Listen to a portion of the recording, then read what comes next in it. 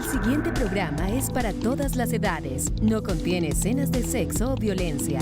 Es apto para toda la familia. Cuenta con el sistema Closed Caption y es financiado con recursos del Fondo Único de TIC.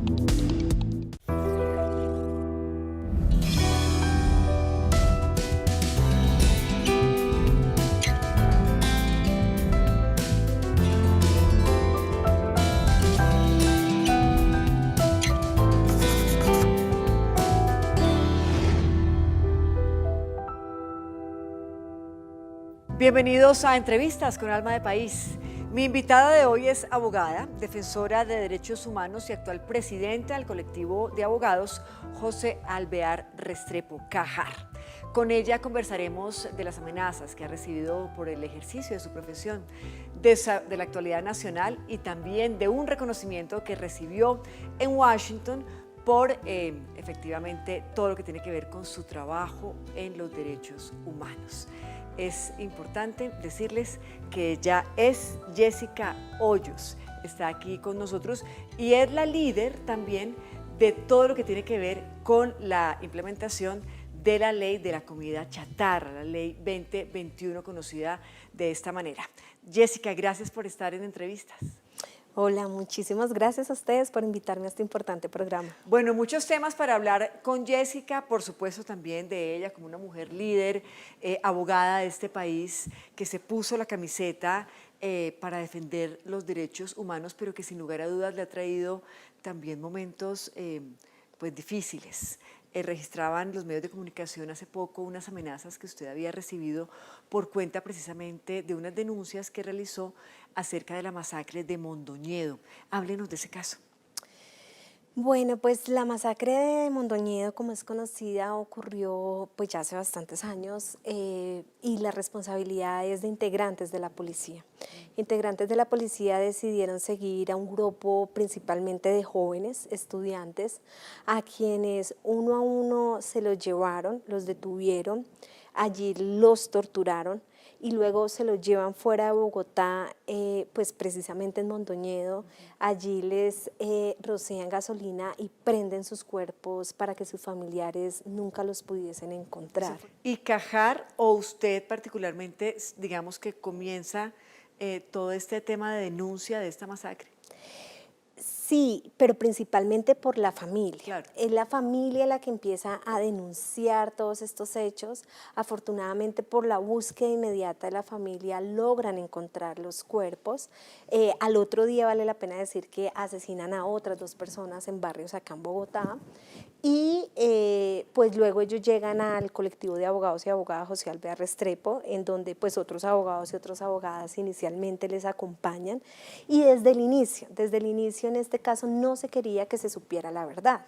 Tanto es así que un agente de la policía termina confesando los hechos y es asesinado. Y los 2 hijos de ese policía también fueron asesinados. Otro abogado que representaba a otro agente de la DIJÍN fue asesinado también. El señor Alfonso Mora, padre de Jefferson Mora, que es una de las víctimas, tuvo que irse a vivir al exilio porque fue amenazado también. Entonces ha sido un caso que por años ha sido atravesado por pues, otros crímenes para intentar acallar la verdad. ¿Y ahora lo están amenazando a usted? Y ahora pues recibí amenazas porque varios de estos policías se acogieron a la JEP, ya habían sido condenados a más de 40 años de prisión, se acogieron a la JEP y allí pues hemos hecho una exigencia que cuenten la verdad más allá de lo que ya se estableció en el proceso penal durante tantos años. Acá todavía no se ha esclarecido quiénes dieron la orden de este crimen, quiénes son los otros responsables, porque fue toda una operación de seguimiento muy detallado de cómo se los llevan, de cómo los torturan, pues que es evidente que hay otros partícipes. ¿Qué la mueve como colombiana para ponerse la camiseta de ser defensora de los derechos de los demás, más allá del ejercicio de su profesión como abogada? Mira, me mueve que quiero un país diferente. Quiero un país en donde pues otros niños, otras niñas, otras mujeres no tengan que seguir viendo cómo les asesinan a sus hijos, cómo se cometen diferentes violaciones de derechos humanos. Me mueve la gente en los territorios porque a pesar de todo, la gente en los territorios pues sigue resistiendo, defendiendo la vida, defendiendo el agua, defendiendo pues la paz de Colombia. Eso me mueve. Creo que nuestro país es muy bello y merecemos pues que no se cometan más violaciones de derechos humanos. Y sobre todo, que las instituciones encargadas, las personas que hacen parte de instituciones como el Ejército Nacional, como la policía, pues cumplan su deber. Su deber es proteger a la población colombiana, no cometer crímenes en contra de la población colombiana. Eso me mueve. Jessica, ¿ha recibido más amenazas en todo este, digamos que trasegar de su ejercicio profesional? Sí, desafortunadamente no son las únicas. Años anteriores, incluso con la abogada Soraya Gutiérrez, que también hace parte del colectivo y fue presidenta del colectivo, mientras estuvimos en una marcha el 6 de marzo, Día de Víctimas de Crímenes de Estado, llegó un correo con nuestras fotografías en donde también nos amenazaban de muerte. Ingresaron a mi apartamento de forma ilegal. Entonces sí han sido muchas las amenazas y bueno, pues espero que la Fiscalía cumpla su deber de investigar y determinar quiénes cometieron dichas amenazas.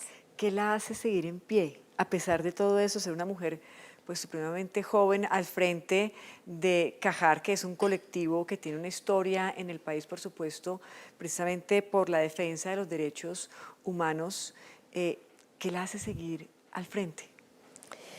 Pues me mueven mis hijos en este momento. Mis hijos y mi hija están muy pequeños y pues no quiero que sufran lo que otros hijos e hijas han sufrido, lo que otros chicos y chicas pues tuvieron que criarse en este país sin padre, sin madre porque fueron asesinados o se han tenido que criar buscando a sus padres que están desaparecidos forzadamente.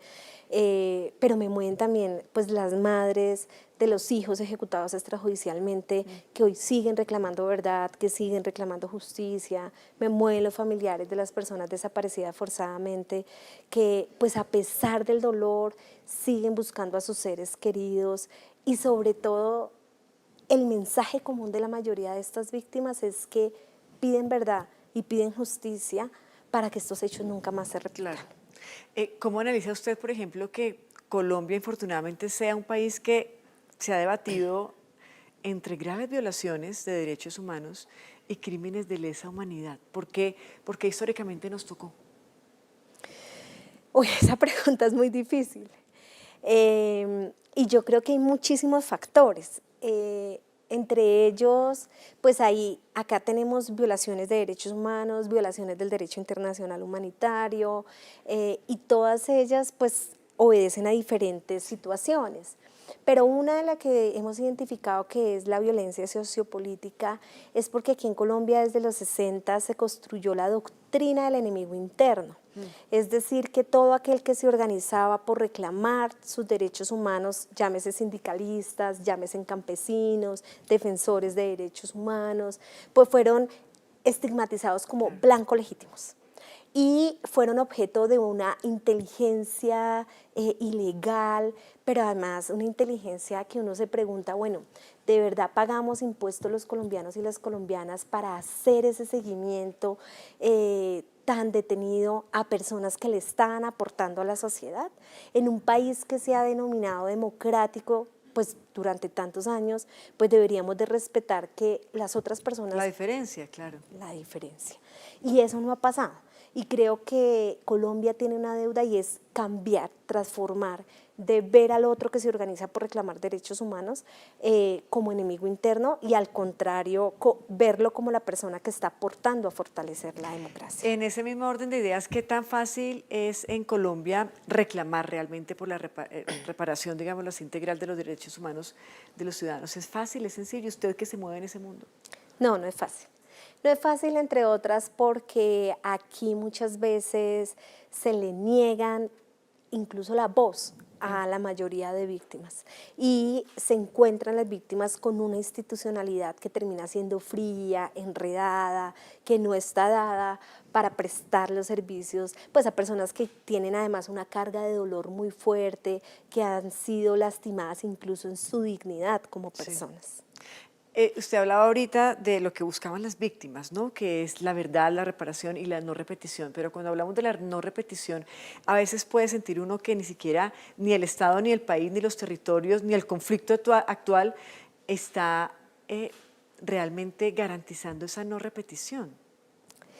No se está garantizando, entre otras, porque subsisten esos problemas históricos, pues que lo ha dicho la Comisión de Esclarecimiento para la Verdad, de orígenes del conflicto, y uno de ellos es la tierra. O sea, aquí en Colombia tenemos un gran problema frente a la tenencia de la tierra. Mientras unos pocos tienen la mayoría de tierra, la mayoría pues no tienen tierra además para cultivar, mientras incluso acá se le dan todos los beneficios a las grandes corporaciones, pues a la población se le deja completamente desprotegida. Acá hemos visto incluso cómo los intereses de las corporaciones son hasta protegidos por nuestra fuerza pública en contra de los campesinos y campesinas, por ejemplo, que reclamen que no, pues que esté la vida primero que los intereses económicos. Si pudiéramos buscar dentro de todo ese, digamos, historial de casos que usted ha llevado como abogada, defensora de los derechos humanos, un caso que ejemplifique realmente su labor, ¿cuál sería? Uy, es difícil por los diferentes casos, pero pues quisiera recordar ahorita los casos de desaparición forzada. Porque en Colombia históricamente se ha negado la desaparición forzada. Solo hasta después del 2001 se tipificó el delito de desaparición forzada. Anteriormente se investigaba como secuestro simple. Los familiares, todavía hay denuncias que acuden a las autoridades a denunciar que su familiar está desaparecido y todavía les dicen que tienen que esperar más de 72 horas cuando eso es mentira. Sí. Y pues sobre todo, imagínate tú, una hija buscar a su padre o una esposa e imaginarse todos los días que le pueden estar torturando de manera diferente, sí, o tener esa esperanza leve de que está vivo cuando pues uno sabe que después de 20 años generalmente ya les han asesinado, y ni siquiera tener el derecho a enterrar a ese ser querido, pues como la historia de Antígona, que tuvo que pelear y rescatar el cuerpo para al menos tener el derecho al duelo y enterrar a su ser querido. Eso acá en Colombia se ha negado, y este país desafortunadamente está lleno de personas desaparecidas forzadamente, y hoy todavía la sociedad en general no lo reconoce, no lo entiende, no somos incluso empáticos con los familiares que siguen buscando. Usted hablaba hace un momento también del tema de la tenencia de las tierras y de la importancia, y en eso el Gobierno Nacional está haciendo una labor muy importante al comprar tierras productivas de grandes, digámoslo así, hacendados del país, para entregárselas a los campesinos para que las produzcan, para que tengan proyectos de vida, asociatividades, etcétera. ¿Cómo analiza esa situación? Esto es muy importante porque finalmente una deuda en este momento es el cumplimiento del acuerdo de paz. Entonces perdimos 4 años con el anterior gobierno que literalmente quiso hacer trizas el acuerdo de paz. Hoy hay que rescatar el tiempo y correr para cumplir el acuerdo de paz. Pero también hay otros puntos que están pendientes, y es quiénes fueron los beneficiarios de la tierra que muchos campesinos y campesinas dejaron por irse desplazados forzadamente. Eso todavía no se sabe, y son verdades que tenemos que saber, y es importante conocerlas porque pues, insistir en la no repetición pues es la garantía de transformar las realidades de este país. Hablemos de los líderes sociales. Realmente lo que va corrido del 2023, por lo menos, y lo dijo la Defensoría del Pueblo, se asesinaron 183 líderes sociales en Colombia, 183. Y también leía yo hace poco que Colombia, digamos de la región, es el país que más infortunadamente presenta casos de líderes sociales asesinados, seguido por Brasil. Realmente, ¿por qué sigue ocurriendo esto? ¿Qué pasa en los territorios cuando estamos hablando de paz y sigue habiendo este tipo de situaciones y de delitos? Mira, pasa muchas cosas. Efectivamente, aquí a los líderes y lideresas en los territorios no se les está protegiendo. Falta que haya, pues acá hay una mesa de garantías que no ha arrancado todavía, que es una deuda pendiente y que se tiene que instalar la mesa de garantías que ha sido promovida por las diferentes plataformas de derechos humanos, pero pues debemos también toda una campaña de desestigmatizar, porque es que históricamente se ha estigmatizado. O sea, es increíble que a la fecha todavía hayamos visto, por ejemplo, y escuchado a una periodista cómo estigmatizó a uno de los líderes sociales de un territorio tan complejo como Arauca, y a los pocos días ese líder social fue asesinado. Tenemos que ser responsables de las palabras que nosotros estamos diciendo. Además, porque pues la paz total todavía no está llegando a los territorios. En los territorios es muy complejo y se sigue entonces en esta estigmatización y el reto de este gobierno es cómo llegamos con pues esa promesa de paz total a los territorios para garantizar la vida de los líderes y lideresas sociales. Y acá, déjame decirte algo, también esperamos un nuevo papel de la actual fiscal general de la Nación. Y es que se tiene sí o sí que investigar estos crímenes, porque mientras no se investiga, el mensaje que se envía es: acá se puede seguir asesinando a los líderes sociales, que no le va a pasar absolutamente nada a los criminales. Jessica, hay otro tema que quiero tratar con usted, pero después de la pausa, que tiene que ver con un tema que también nos interesa a todos, por supuesto, y es el de la ley de la comida chatarra, y no solamente a propósito del reconocimiento que acaba usted de recibir en Washington por todo lo que han hecho para implementar esta ley, sino para que nos explique realmente a los colombianos de qué se trata y por qué hoy en día ya estamos viendo estos sellos tan importantes en los empaques de los alimentos procesados y ultraprocesados. Una pausa y ya volvemos.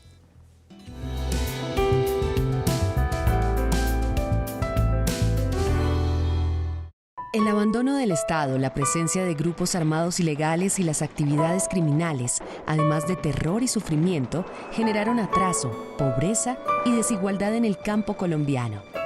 Es hora de devolverles la dignidad a los territorios y comunidades históricamente excluidas. Colombia, potencia de la vida.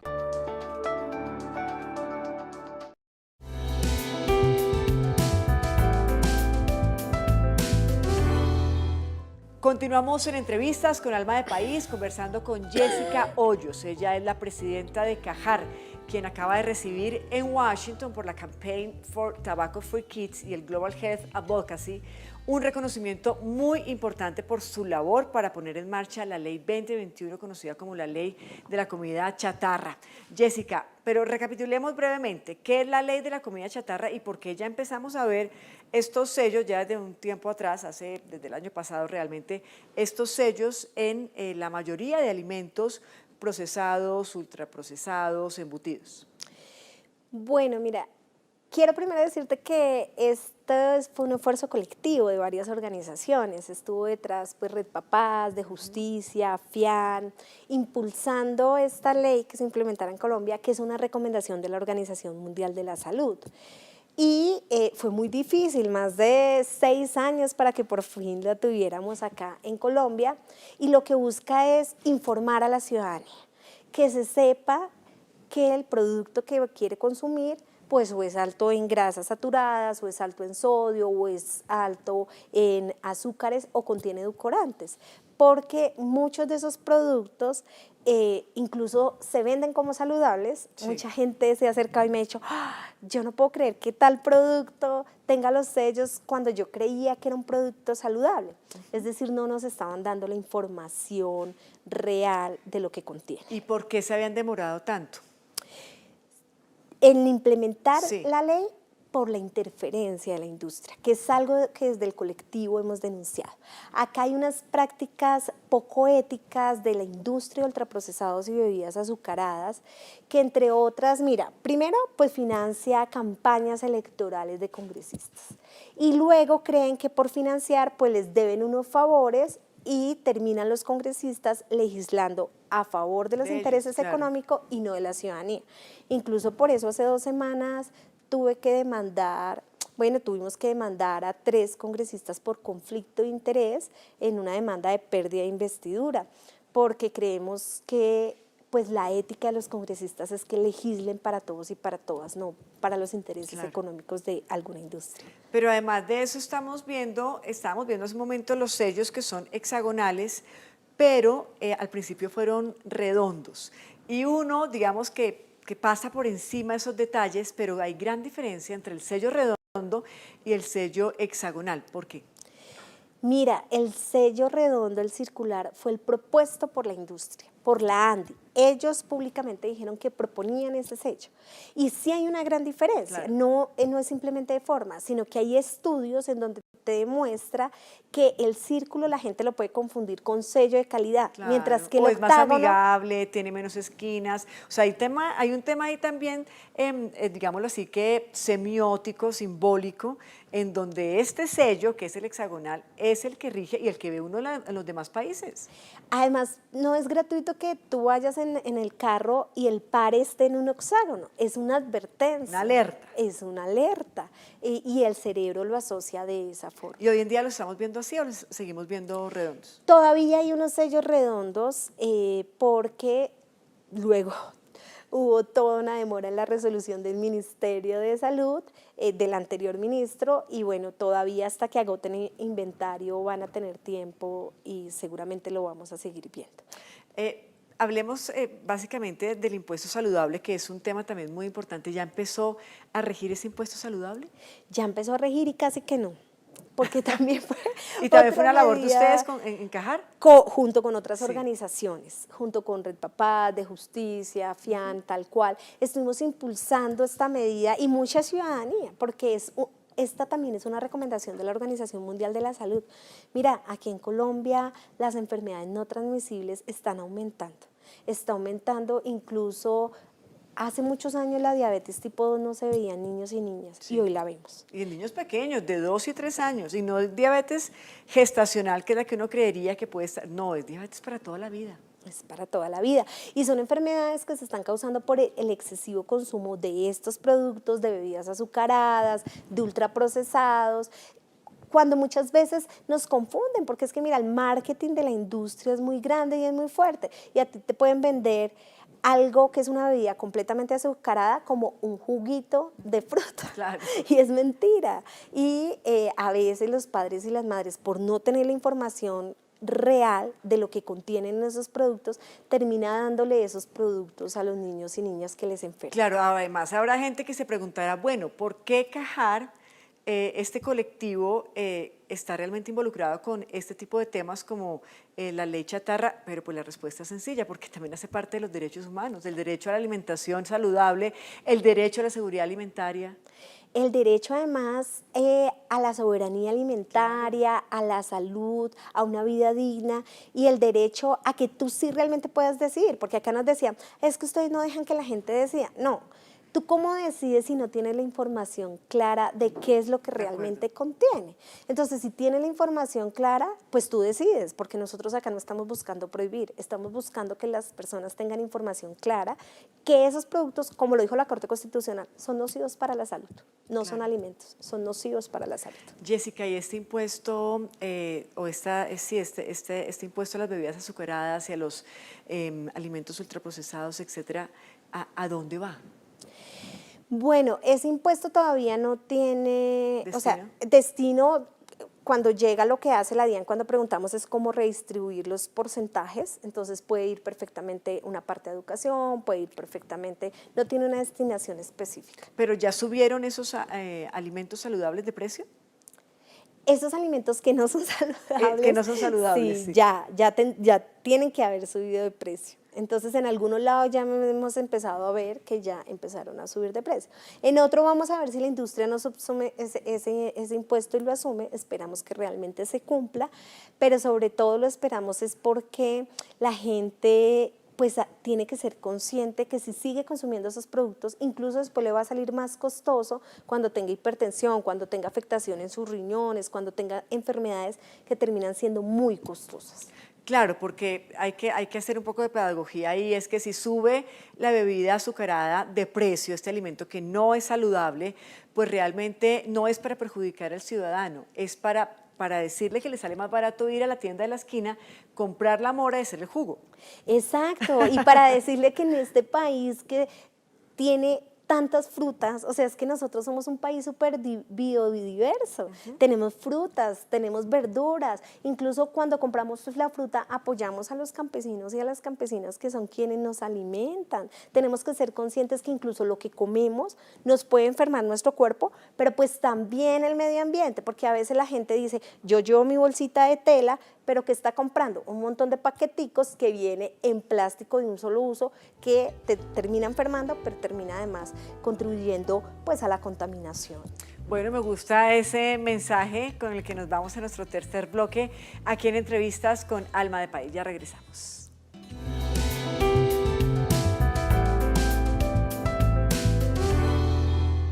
Atención Colombia, estamos pasando por la fase final del fenómeno de El Niño y para ello es necesario que todos y todas nos unamos en el ahorro de agua y energía en nuestro consumo diario. Recuerda tomar duchas de menos de 5 minutos, cerrar la llave cuando te cepilles los dientes y recolectar agua lluvia para plantas y pisos. No olvides también desconectar los aparatos eléctricos que no estés usando, aprovechar la iluminación natural y ajustar la temperatura del aire acondicionado entre 22 y 24 grados centígrados. Con acciones sencillas enfrentamos los efectos de este fenómeno climático. Únete, ahorremos agua y energía.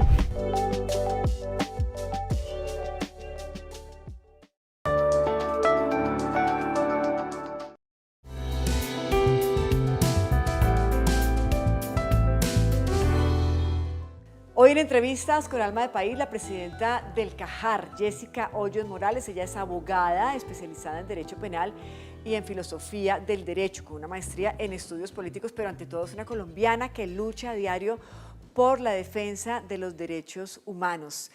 Jessica, hay que decir que usted desde muy jovencita trabaja en el CAJAR. ¿Soñó alguna vez ser presidenta de tremenda institución?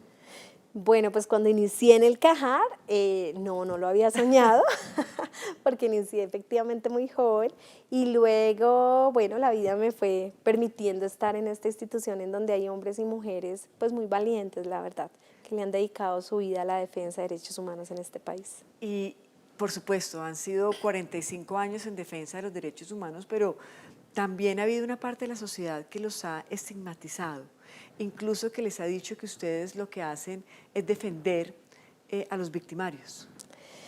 Sí, ha existido una estigmatización muy grande, incluso por las instituciones. El extinto DAS, pues la persecución que tuvo en contra de los integrantes del CAJAR fue muy fuerte, al punto que causó tortura psicológica. Las amenazas, el nivel de amenaza tan fuerte, enviarle, por ejemplo, a la entonces presidenta Soraya Gutiérrez una muñeca descuartizada, pintada de esmalte, diciéndole, su familia es muy bonita, cuídela. O sea, realmente es para causar terror, para que la organización no existiera más, porque pues a pesar de todo ese terror, la organización se ha mantenido de pie, con hombres y mujeres que no han acallado su voz, sino al contrario, siguen denunciando que no existan más las violaciones de derechos humanos. Y hoy en día usted que tiene hijos, que tiene una familia, ¿siente algún temor del liderazgo que tiene que encarar actualmente?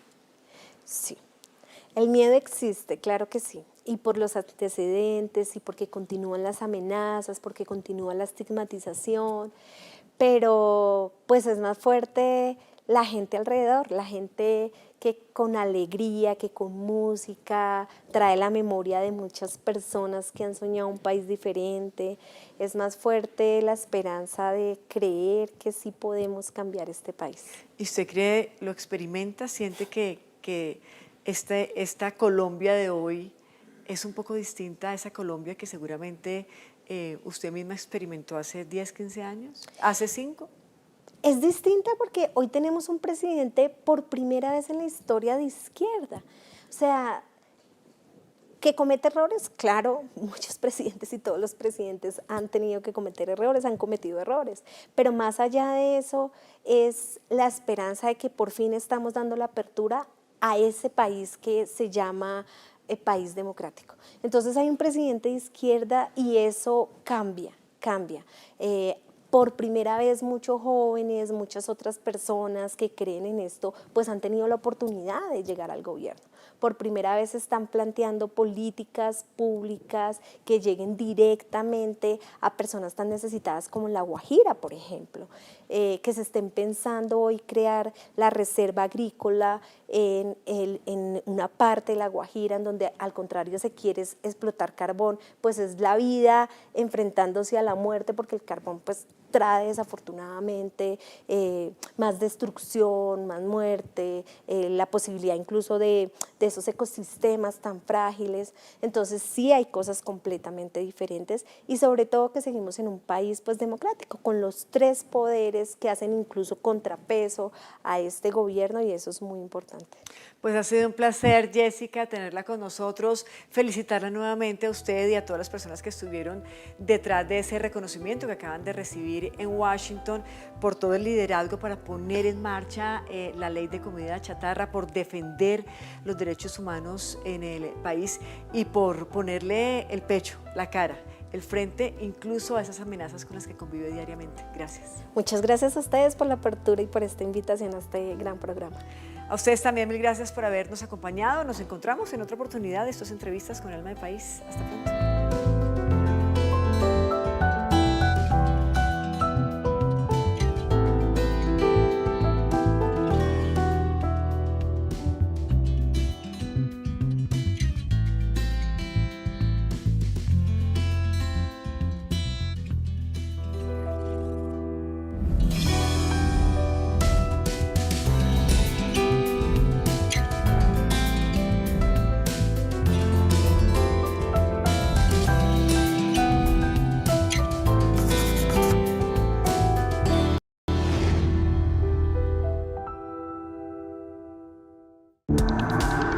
Este contenido fue financiado con recursos del Fondo Único de TIC.